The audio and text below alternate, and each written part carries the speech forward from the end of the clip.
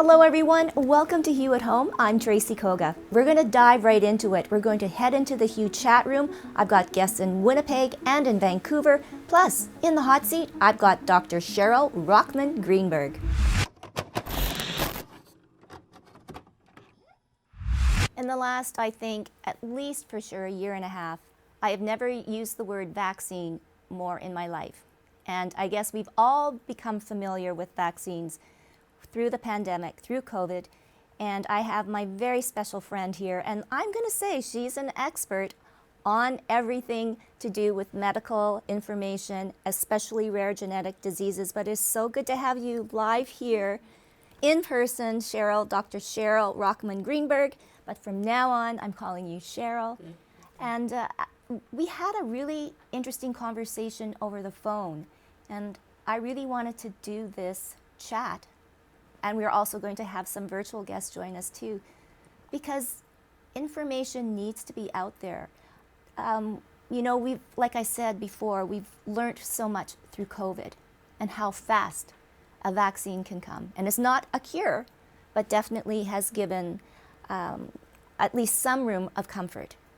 Now, for you in your line of study, rare genetic diseases, and the whole long process of getting even a drug to even to one level, and let alone even become available, is so unbelievably long.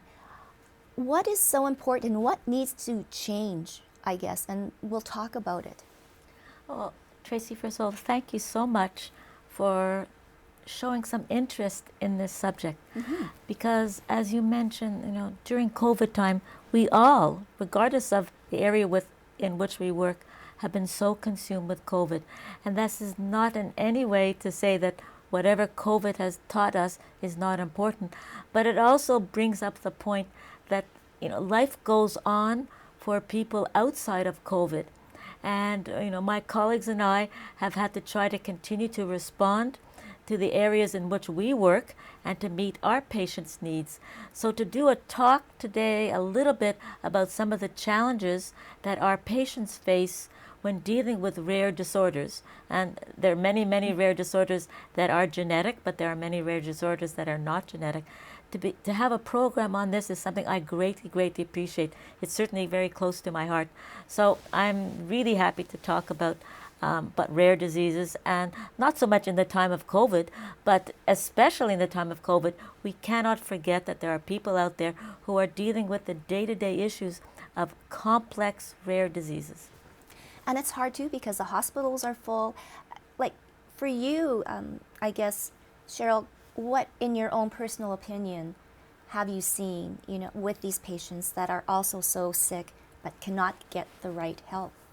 Well, I think one of the messages that came throughout COVID, and people were afraid to go to hospitals, afraid to go to the doctors. If you have any disease, whether it's a rare genetic disease or a rare disease, and you need help, you must seek out your help, your care providers, and people have to continue to go to emergency or to their care providers to get the help. So that, the care of patients with rare diseases has continued throughout COVID and should continue throughout COVID. Much of the care has gone virtual, so there's many appointments that can be done virtually, and that has actually been a great boon for patients, particularly those who live out of town, far from the tertiary center where we work and where some of our guest, Dr. Sirrs, works. So virtual medicine has really enhanced our ability to reach our patients with rare genetic and metabolic disorders. But nonetheless, face-to-face meetings and the care that they require has probably increased because people have had the questions, of course, what does COVID mean to my rare disease? So we've had to deal with that with all our groups of patients, as well as dealing with their underlying condition. And now let's talk about clinical trials or the process to get a drug approved. How long and how arduous is it? Well, it is said from the time a research discovery is made about a potential for a new treatment to the time you can actually, in your doctor's office, receive a prescription, it could be about 20 years.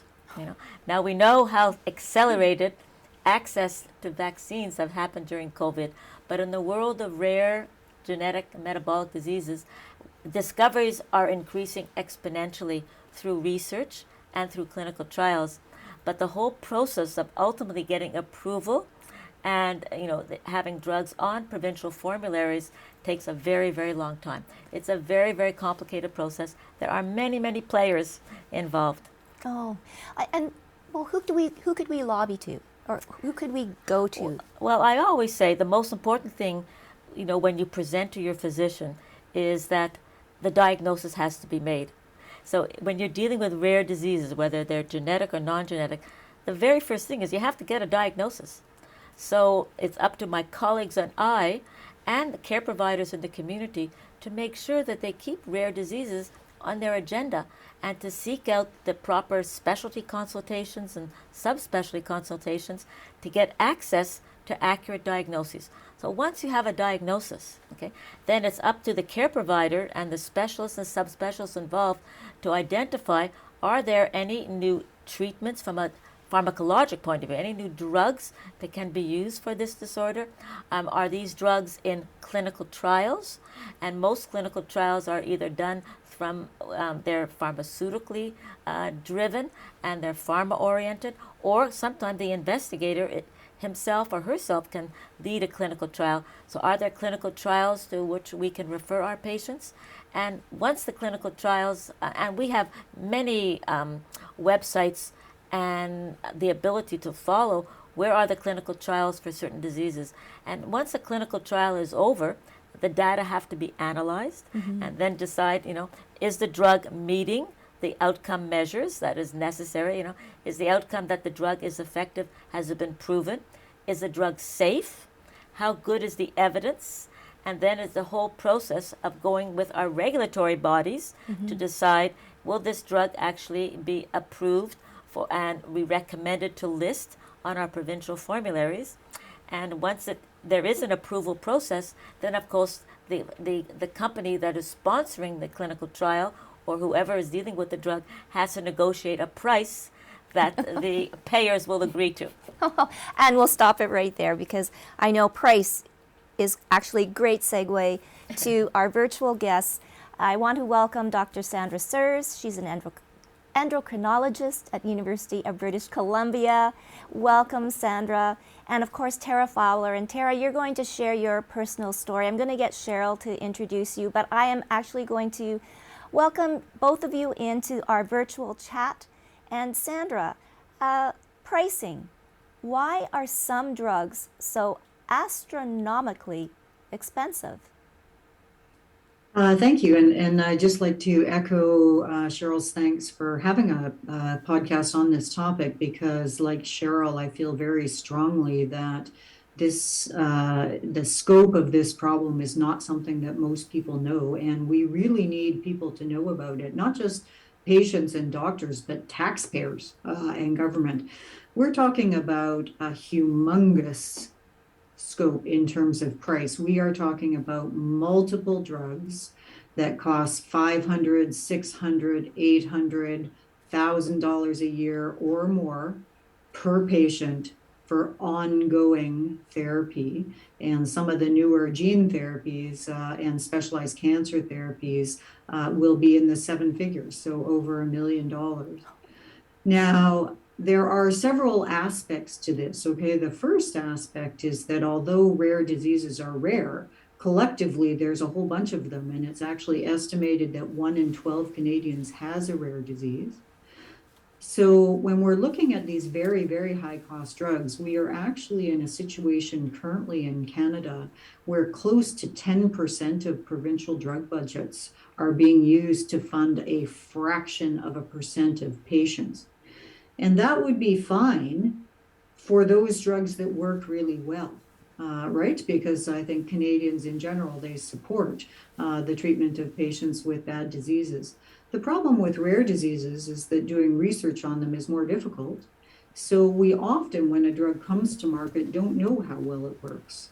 And in fact, many of these drugs actually, when we have studied them after they've been on the market, do not work very well at all or at all. And So when we're talking about not just astronomical costs and astronomical costs that are, at the level which is not sustainable in a publicly funded healthcare system, but also when we have serious questions about whether or not a drug works, because you don't want to keep giving a patient a drug that does not work. You're exposing them to the side effects and you're not helping them. Then we really see that what we need is some infrastructure around not just escalating the access, because for sure we want patients to get rapid access to drugs, but we also need to know if they work, because if they don't work, we need to stop giving them to them. That's the first thing. And the second thing is we need to say, why doesn't it work? I mean, it sounds like it should work. It makes sense that it should work, but it doesn't work. So what do we need to do to actually find a drug that does work? That's what we need for patients. We need access and we need drugs that work. And those two things right now are being are really a problem. Wow. And I guess too, Sandra, in your opinion, how safe are drugs? Some drugs are not very safe at all. I'll give you an example of that was a recent study looking at certain cancer drugs are sometimes expedited to the market because there's an unmet need, and then you need to collect evidence on how well they work after people are already taking them. And a very recent study showed that about 30% of the drugs that were brought to the market in that way, so brought to market without evidence that they worked yet because they were expedited, didn't work at all. And this has two consequences from a patient's viewpoint, both of which are unacceptable. So the first is that these are cancer drugs and therefore have a wide range of side effects, and the patients continue to take them and were exposed to the wide range of side effects. And secondly, and more importantly, those patients, because they were taking a drug that did not work, were not offered a drug that might have worked. And so this is unacceptable, I think, for patients and physicians. So although we all want to speed up access, we need to do it in such a way that we have a way of evaluating whether or not the drug is working. And that's just a critical piece in terms of giving the best care to patients. Wow. Okay, so I want to bring in Tara, and I want you, Cheryl, maybe just to give a little preface. Sure. Also, thank you, Sandra, for everything that you said. When you talk a little bit about evidence, I want to just qualify this to reassure people who are listening. And I know, Sandra, that I'm not directly involved in COVID research and vaccine research, but I have a lot of confidence in the people and the science who are making recommendations regarding access to COVID vaccine. So this is not about COVID. No, We've got good evidence. Yes. And they work. Yes. But talking about our access to drugs for rare and ultra-rare diseases, I'm not Tara's daughter, whose name is Megan's doctor. I am a colleague of Megan's doctor. Tara's daughter's name is Megan, and she was diagnosed, 2018 or so, or 2017, with an ultra-rare kidney disease, dense deposit disease, DDD, goes by a couple of names. And her specialist, who cares for Megan, contacted me because I'm involved in helping get access to proven drugs for rare diseases. If I could help in the process of acquiring access to another drug called eculizumab that was approved in other countries for a variety of similar kidney diseases, but not specifically for dense deposit disease. And Megan's doctor, Megan and Tara, started on a journey in 2018 that I'll let Tara tell you about. Tara? Hi, thank you so much for inviting me into this talk today. I'll tell you a little bit about our experience with trying to get a rare drug for the rare disease that Megan has. Like Cheryl said, it is called eculizumab, and at the time in 2018, it was one of the most expensive drugs in the world. And I know Megan's doctor and her whole team worked really hard at getting access to it. They spent probably from February to April trying to get access to our drug, to this particular drug that we needed. We applied to the company and we got a denial letter. We applied to Manitoba Health and we received a denial letter. I reached out to the government, to the Manitoba Health Minister here in our province, and got a denial letter. Our insurance wouldn't cover it. We were able to get, Megan's team was able to advocate for her, and we were able to get 4 doses back in April and May of 2018, funded by, I believe it was the Children's Hospital Foundation. Don't quote me on that though.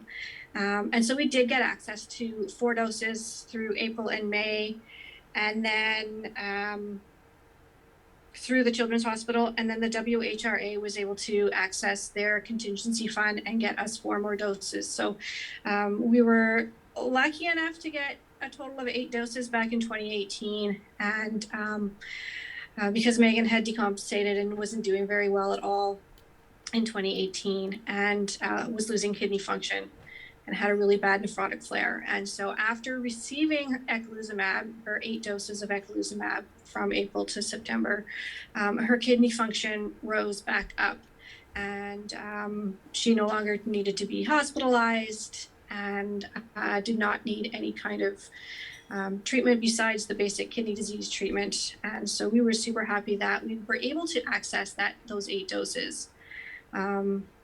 Unfortunately, that was it. We didn't have any more after that. And by spring of 2019, she was in full-on kidney failure. And so our concern is, we can get Timberland to the expense. It wasn't approved for long-term use. And we really needed long-term use of this drug to save Megan's kidney. Oh, wow. Sorry to see. I don't know if Yeah. you got the most of that. She ultimately got approval for a longer course, but by then Megan's kidney function had deteriorated to the point that the drug could no longer be used anymore, and that Megan went on dialysis and is on a transplant list now. And Tara, can I ask, what was the cost of the drug?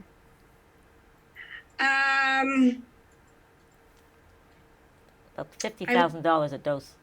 I think I know the first 2 doses were higher, and I think they were $12,000 a dose. Wow. And after that, they were $8,000 a dose. Incredible. Eculizumab in adults is over, the list price is over $700,000 a year. Oh my goodness. So Megan as a child would obviously be at a lower dose, but like as Tara said, one of the most expensive drugs in the world. And interestingly, Canada has the highest prices of eculizumab, to my knowledge, than any country in the world. Yeah. That's another issue about pricing. Yeah, and who regulates that? The government? Who creates those prices? Well, don't get me started. The Go for it, Sandra. Go for it, Sandra. Creates those prices. And I think this is actually one of I hate to hear stories like Tara is talking about with Megan, how much pressure on families. That's not what we need families to do, right? If we had some kind of infrastructure where we could say, okay, this is a very rare kidney disease. We don't know if this drug works in this kidney disease, so let's slot her in and do, what we call an N of 1 trial, okay? And if she responds, then she can continue, right? And that contributes to evidence. Then that would have saved this family and all of the people around her who were lobbying and advocating. And we don't want patients to have to deal with this. At the same time, since I've told you that the eculizumab prices are higher in Canada than in other countries, you have to say, well, WTF, if you pardon the language. And actually, Canada has the 3rd highest drug prices in the OECD. I think Canadians think that Canada has good prices because it has good prices relative to the United States, but that's not saying Good anything. comparator. And this is another reason we want people to know about this problem, because if, for example, there are strategies that governments might propose to try and rein in prices, we believe that taxpayers need to know that these have to be supported, right? Because this is just not feasible. And there's no reason whatsoever that Canada should pay more for the same drug than Britain or Australia. Why should we pay more than that? So we need to actually support that. And the final thing I'll say, it sort of goes back to the COVID situation where I think a lot of people are saying, well, why isn't Canada in the business of manufacturing vaccines? Would our supply have been better if we were in the business of manufacturing the vaccines? And I would just say that the issue of manufacturing drugs in Canada is something that has been lost over many, many governments of many different stripes. It wasn't a decision by any, but I'm hoping as people now seem to support the idea of maybe local vaccine manufacture, that they might also say, hey, should we be looking at some of the other drugs that are really putting a drain on our healthcare system? And that's again why we want the public to know about this problem. So rather than saying that's a crazy waste of money to make stuff, let's just buy it from another country, maybe they'll say, hey, maybe the better thing to do for some drugs is actually to make them in Canada. And you agree, Cheryl? I totally agree. I wanted to just build on that with three quick comments. The first has to do, pricing is really an important factor ultimately in whether our patients can access these drugs and whether they'll be listed on provincial formularies. So there's no question that pricing is important, and Sandra and many others are working on strategies with multiple stakeholders to how to make this whole issue of pricing of drugs for rare diseases, more economical in the sense that is going to improve the access. The same thing has to do with pricing is not the only reason whether or not a drug will get listed on our formularies. It has, as Sandra mentioned, a lot to do with evidence. Mm-hmm. And we know, because our clinical trials for rare disorders often involve a small number of patients, not thousands and thousands like you might see in COVID, that evidence sometimes is slow in accumulating. But that does not mean that we mustn't continue to do the proper clinical trials and gain the evidence. And the N=1 route and accumulating what's called real-world evidence to help make the case whether or not a drug is effective is something that we strongly, strongly advocate. And thirdly, as Sandra mentioned, the pressure on the patients to try. The patients are under tremendous pressure. They're quite desperate. They want something to help their disease, to help their child's disease, and they're very vulnerable. So as physicians, we have to make sure that all the patients' needs are met and that they are feeling supported by their healthcare providers and also by the public in helping gain access to proven new drugs for these rare diseases. And there's an exponential increase in the number of approved drugs that we're going to see in the next 5 to 10 years, which is exciting for patients, exciting for families, and exciting for us as care providers. Oh, no doubt. And do you kind of think that maybe this whole pandemic has kind of spurred that on too? It hasn't hurt. Yeah. Because it has highlighted the whole area. I mean, for years and years, I've been getting flu vaccines. I never dawned on me to ask what's in a vaccine, Yeah, no. Yes, I get the vaccine. Now people, I think, are learning that it's important to ask questions, and it's important to really seek out answers, but to pick and choose really where the real sources of the right answers are available to them. So I think it's definitely helped. Yes. It's definitely helped. So Tara, now, how is Megan? And I guess, how are you and the family now moving forward? Megan has been on dialysis since July of 2019, and she does well on dialysis. She goes 4 days a week. It helps her tremendously. She is scheduled for transplant on November 4th. Oh. She'll be giving my kidney. Oh, wow. Wonderful. So the strain on our family has been enormous. She was extremely sick from her kidney failure in spring of 2019, and her and I spent 2 months in hospital. So I lived there. I worked from the hospital, I spent some time, 4 hours a day going into work. And so she wasn't at home with us, and I wasn't at home with my other family members. And now that she's getting dialysis, her father takes her back and forth to the hospital 4 times a week. And so, there's a cost and there's a strain on the whole family when one of the family members is so sick. Yeah, no. Yeah. I want to add one thing, Tara.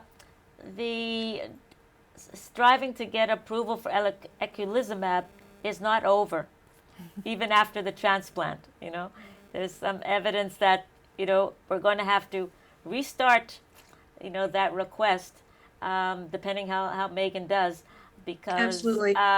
Eculizumab may still be indicated, in some of the post-transplant patients, and as even in the past 3 years, the evidence for the use of eculizumab in this and some other similar kidney diseases, is changing the all the indications. And as Sandra says, the real world evidence needs to be accumulated so we can make our right recommendations to our payers and our regulators. So the case is ongoing. I was curious, how old is Megan, Tara? Oh, she might be frozen. Tara, how old is Megan? I don't think she can. She is now 17. Am I unfrozen? Yeah, you're unfrozen now. You're unfrozen, but she couldn't make that out. Okay. It was garbled. Say again. Megan is 17 years old. Oh, lovely. Oh, my goodness. And who knows, maybe she'll be walking down graduation row, right? If all things go, go considered. And wow, it's I guess a silver lining through all of this too. And I mean, I can't imagine the strain on your family, Tara, and and of course, COVID and everything else that on top of it. But I think that you are in good hands with such advocates like this. And she has a wonderful doctor, her specialist, her pediatric kidney specialist, and you'll soon be moving up to the adult world. Oh no, but they'll take good care of her too. We're a little nervous about that transfer. They're keeping us until she's 19 though, because of COVID, everything's been delayed. Oh, so that's good. That's a little grateful for that. We get to stay with our favorite team until she's 19 because Megan's team has been fantastic. Her transplant doctor has advocated for her, and if her disease begins to attack her kidney again after surgery, she is already qualified to enter a trial for a different drug that will help with her C3G. So, there's trials coming down the pipeline, and there's new drugs coming down the pipeline, and we want to be part of that and of creating and approving new drugs. So she couldn't say it. I know. She says it better than ever. Right? Yeah. So, Tara, any kind of words of wisdom for other families that could be in the same situation as yours?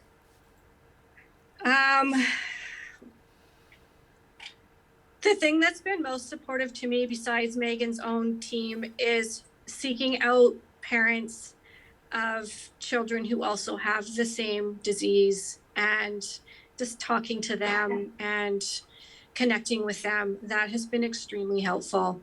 No doubt.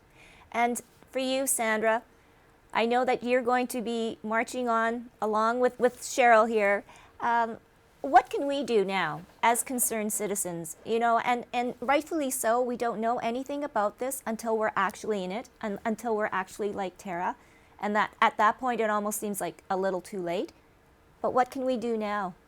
Well, I think every stakeholder has a role here. I think patients and families, like Tara has said, they said that she supports developing new evidence. We need everyone to support developing new evidence. In fact, we need it to be mandatory, I think, in terms of when we actually don't know if a drug works, we need to collect evidence to say that it does. We also need patients and families to understand that if the drug doesn't work, that we should be stopping it, right? And that's a really hard thing to understand if you're talking about a rare disease where there's not something else. We need physicians, as Cheryl said, to think, could this be a rare disease? They don't have to know which one, but they need to think, well, is it possible that it's a rare disease? And they also need to support the evidence collection. We need governments to support, provide us some infrastructure to actually get high quality real world evidence collected. And we need them to use that to reevaluate decisions, as Cheryl has said with eculizumab in particular. When it came to market several years ago, there wasn't information on these kidney diseases, and we need to change that. And finally, and quite frankly, we need manufacturers to drop the price. The profit margin on rare disease drugs is double the profit margin on drugs for common diseases. That is not reasonable. What is reasonable is for them to make a fair profit, the same profit, and that will mean the drugs will be more expensive than drugs for high blood pressure or diabetes, but double the profit, that is not acceptable. And we need to work with other countries, I think, to really try and rein in that spending. And that's what we want taxpayers to support. We want taxpayers to support any initiatives that we can to bring the prices down on the drugs so that the patients can have them, right? That's what's important. Yes, bottom line, we just want to find a cure and quality of life. So, Cheryl, I guess if you want to close up, but I think, thank you so much, Tara, for sharing your story, and good luck, our fingers crossed, for you and Megan, November 4th. It's going to be Miracle Day. And thank you so much, Dr. Sandra Sirrs. I'm sure that we'll have you back. I want to see where we've gone, or if we've gone any further. Well, there are many support organizations and lay groups in Canada who are working on many aspects of a rare disease strategy for Canada. And maybe I can give you some links, and maybe you can share with your listeners, if they want to get more information about this, how to become better informed, because no question, we need all the support we can get for our patients. Oh, well, thank you so much. We'll post those links up on our Facebook page at iLikeHue. Thank you so much, Cheryl. It's always been a pleasure. Thank you so much for having us. Thank you, Tara, for coming. Sandra, thank you. Nice to see you. We'll speak again very soon. Thank you all so much. Thank you. Bye-bye.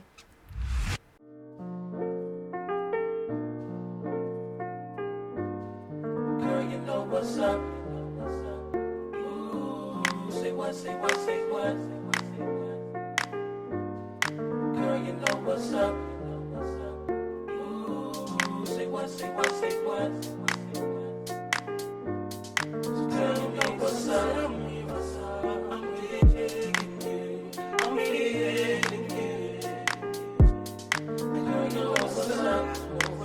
Say I'm begging you. And I'm wanting you. So tell me what's up. Tell me what's up.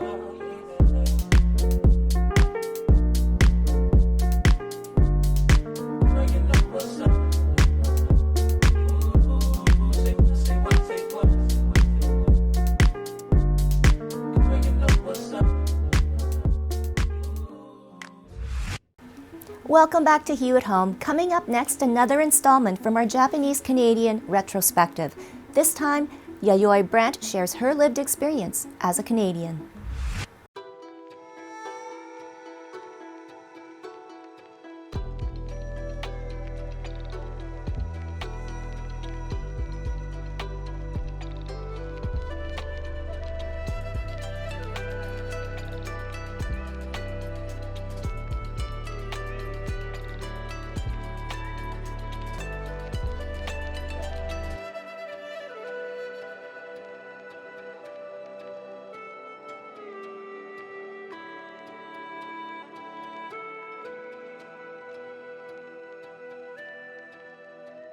Yayoi, it's so nice to have you here.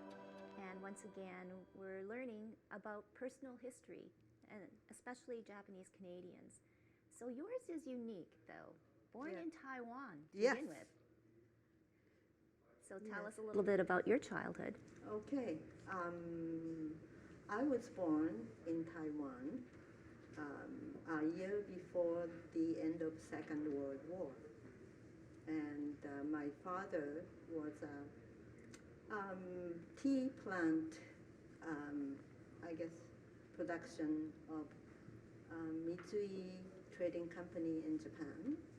And he was asked to stay another year after the war to teach locals, I guess, to continue the production of tea. So I was born 1946.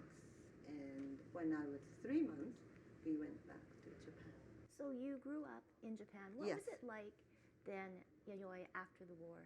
We didn't have much. We were poor, I'm sure, and my parents worked hard to provide our education and all that. So, but I don't have to, I think I have a very happy childhood, friends and family nearby. So in that sense, I didn't feel any racial or anything like a Japanese Canadian here experienced. And then you made the decision to come here to Winnipeg. So what spurred that? Actually, I went to London, Ontario. That was my first residence in Canada. And my sister's family, they lived in London, Ontario. And my sister's husband was teaching at the University of Western Ontario. So at the college age I was, so they kind of invited, would you like to come, So I went there. Before that, I think this brother-in-law, who was a gynecologist in Japan, my sister and her husband went to U.S. and as a resident of the hospital, in the hospital. And he hoped to be, working as a gynecologist. But I think he experienced, that was 1957. It was, 10 years after the war, so there's lots of discrimination, and especially, gynecologists, many women told him that they didn't want to be examined by a yellow doctor. He had to switch from the practice to sort of academics and teaching and research. That's what he did. But anyways, he got a job in London, Ontario there. So that's why I went there. And then how did you come to Winnipeg? My brother-in-law got a job in University of Manitoba, so they are moving. But I got a job after the university, job in Toronto. But my mother was worried about that I'm enjoying too much my single life and didn't show any intention of finding marriage partner. So they came to Winnipeg and they summoned me, right? And they gave me two choices.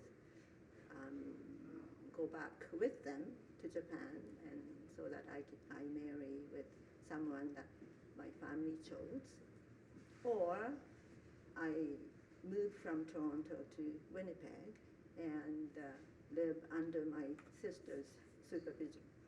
So I chose to stay in Winnipeg. And live with your sister. But and back then too, marriages were quite frequently arranged, right? Oh yes, yeah. Oh yeah. So and you would never know who it would be. Your parents would pick someone, and Right. that would be your. I'm sure that by that time that I would be able to see the person and communication, but yeah. So now you're here in Winnipeg, a young woman, going to university. What was it like for you?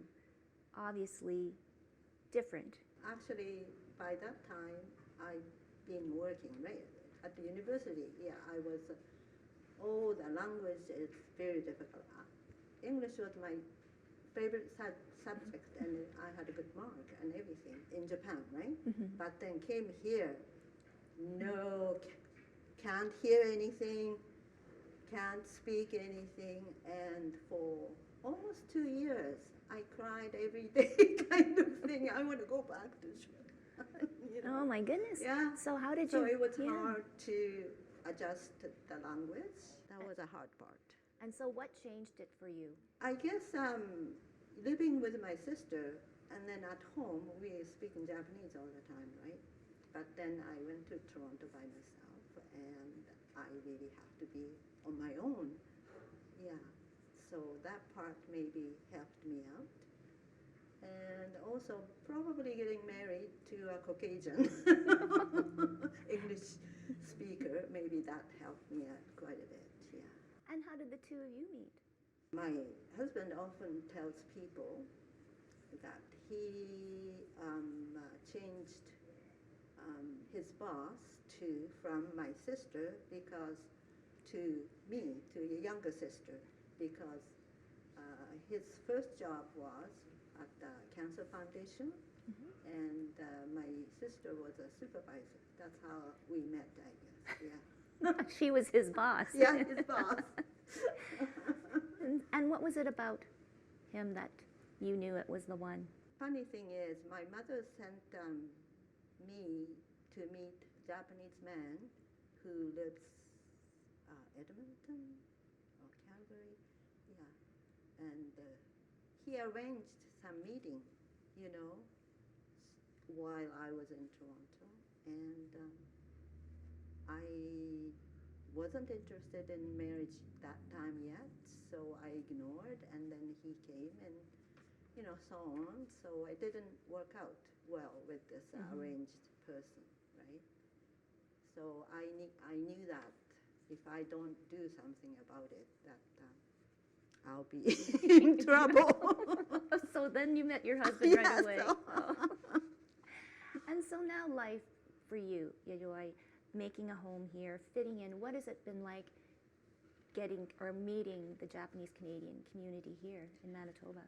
Yes, first time I involved with the Japanese community is teaching Japanese language in the school.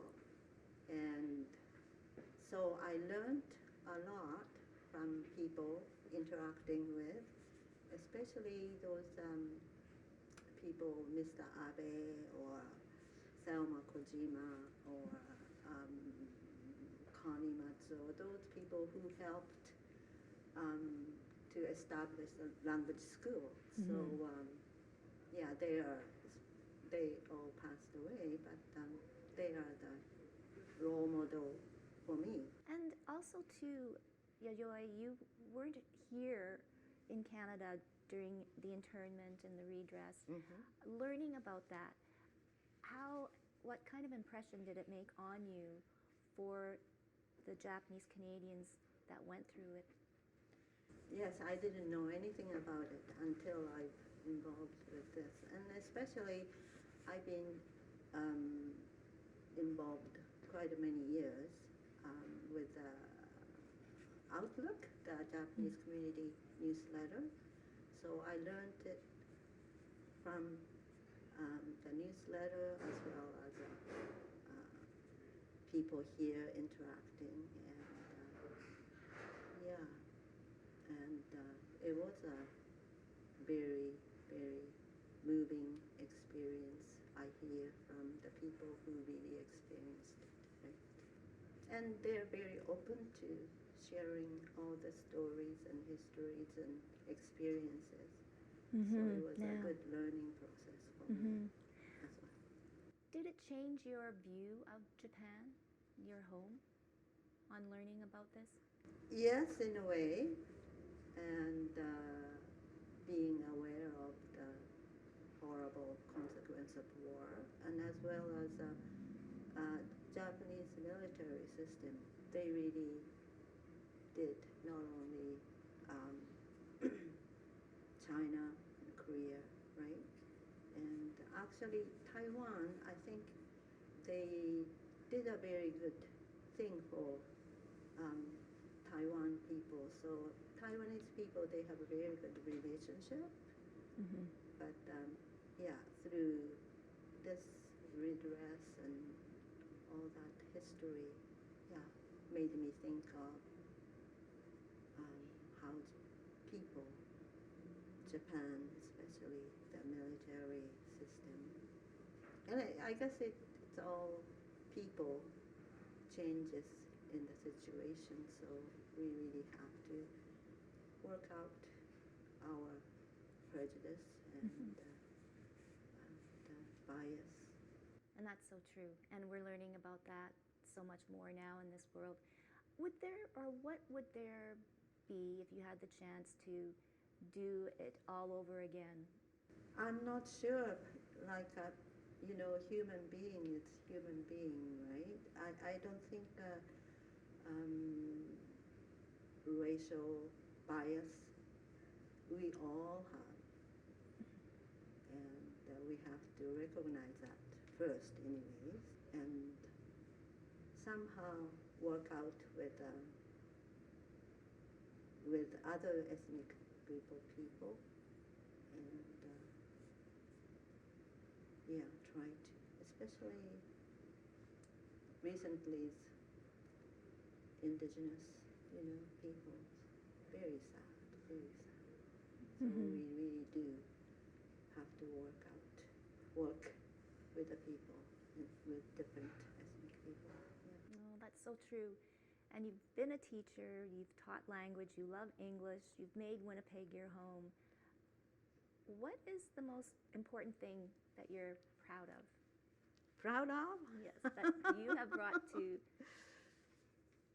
Winnipeg. I was the youngest of 4, and all my sister and brother, 2 brothers, their closest brother is 10 years older than I am, and oldest one is 16 years older than I am. So it's, I'm the baby of the family, right? And I was spoiled, and I was sort of a mom's baby, but came out here, and even though I had my sister's family, I survived this far.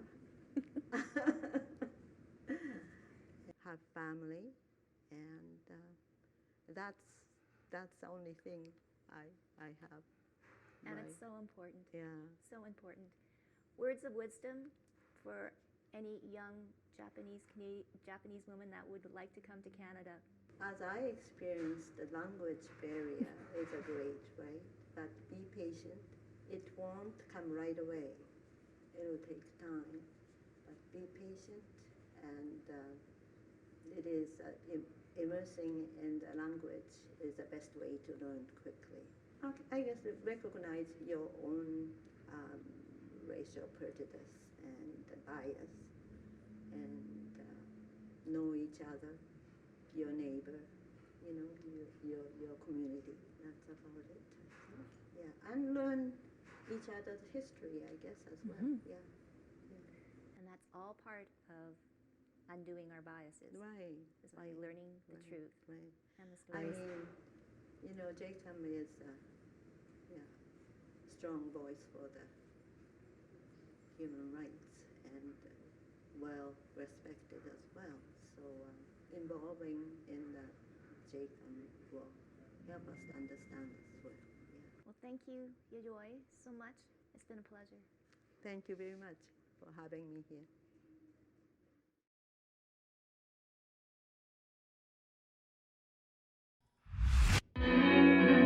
So the Hive is a climbing and fitness facility, so we're bouldering only, which means no ropes or harnesses. We use mats for protection. But the 4 pillars of our business are climbing, education, health and wellness, and community, and those aspects all kind of come together to create like a 5-star climbing experience.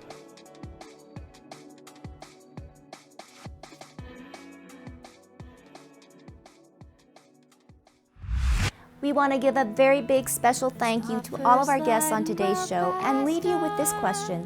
What was the most expensive drug that you have ever paid for? We want to know, so send us an email to hello@ilikehue.com or message us on Facebook and Instagram at iLikeHue. But for now, stay safe and healthy, and we'll see you next time on Hue at Home. April's gray, the softest light.